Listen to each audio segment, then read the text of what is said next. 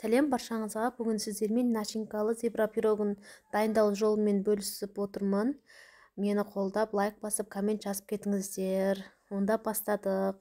Алдымен қамырын дайындап алатын боламыз. Ыдысымызға қант, бөлме температурасына жұмсап тұрған сары май, бір штук жұмыртқаны салып, венчикпен барлығын бір келкі болғанша араластырып аламыз. Міне бізде дайын масса осылай болады. Ұнымызға алдын ала разрыхитель салып алғам, ол видеода түспей қалыпты. Ұнымызды салып, қолымызбен жақсылап қамыр илеуді бастаймыз. Басында осылай кішкене жабысыңқырау болып тұрады. Егер қатты жабысып баратса, кішкене ұн қосып жіберсеңіздер болады.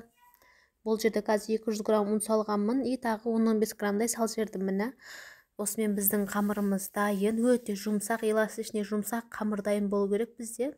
Көріп тұрғандарыңыздай осындай әдемі қамыр шығады. Енді бұны пакетке салып, жарты сағатқа холодильникке сап қоятын боламыз. Немесе начинкаңыз дайын болса, сразу жайып жасай беруге болады пирогты.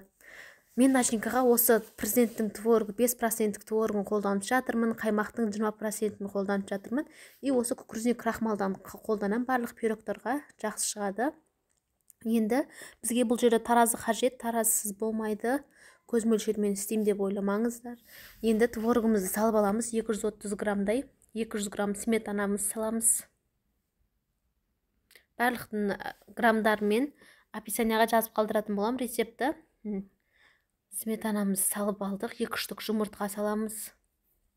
Қант саламыз бұл жерде. Егер қатты жемейтін болсаңыздар, қантты азайтып немесе көбейтсеңіздер болады. Өздеріңіз қалауларыңыз бойынша 2 ас қасық толтырып кукурузник крахмал салатын боламыз.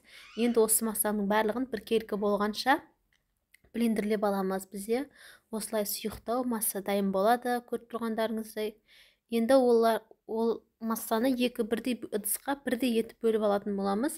Бір ыдысқа 2 ас қасық какао салып, венчиктің көмегімен жақсылап бір келкі болғанша араластырып аламыз.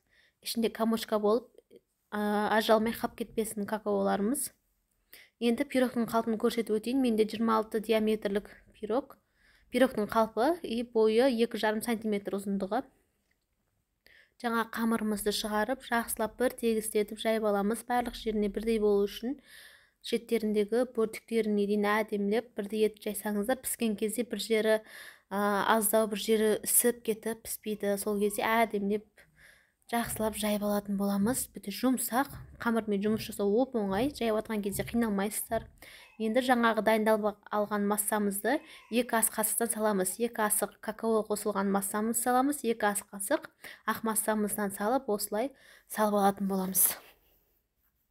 Менде парақшама жазылып кетіңіздер, егер әлі менің парақшамда көптеген рецептер бар. Құдай қаласа алдағы уақытта сіздерге тағы да күшті әрі оңай, тез дайын болатын тамақтар, пирогтар рецептімен бөлісіп кететін боламын. Міне барлығын салып болдық. Ең соңында уже бір қасықтай, 2 қасықтай қып салсаңыздар болады. Міне біз барлық начинкасын құйып салып болдық. Енді осылай кішкене қимылдатып, барлық жерін тегізіп аламыз. Бірдей болып шығу үшін, қамырдан ажырап кетпеу үшін. Енді зубочистканың көмегімен осылай сызып шығамыз. Әдемілеп, бұл бізде жаңағы зебра пирогты осылай дайындайтын болады. Негізінде осы начинкасы осылай сызылғаннан кейін зебра пирогты начинкалы пирог деп аталады. Міне енді жарты сағатқа пісіруге жібереміз. Духовкаға қызып тұрғаны жақсы. Қызып тұрған духовкамызға пісіріп алдық. Міне біздің пирогымыз пісіп шықты. Өте әдемі әрі күшті болып шығады. Бір сағаттай бөлме температурасында суытып алып, кейін барып қалпына шығаратын боламыз. Пирогымызды 2 сағаттай холодильникке қойсақ, бізде ішіндегі начинкасы жақсы қатты болып ұстап тұратын болады. Міне сонымен біздің пирогымыз дайын, өте жұмсақ әрі дәмді болып шығады. Ас болсын, міндетті түрде жасап көрулеріңізді кеңес беремін. Маған лайк басып, подписаться етіп кетіңіздер.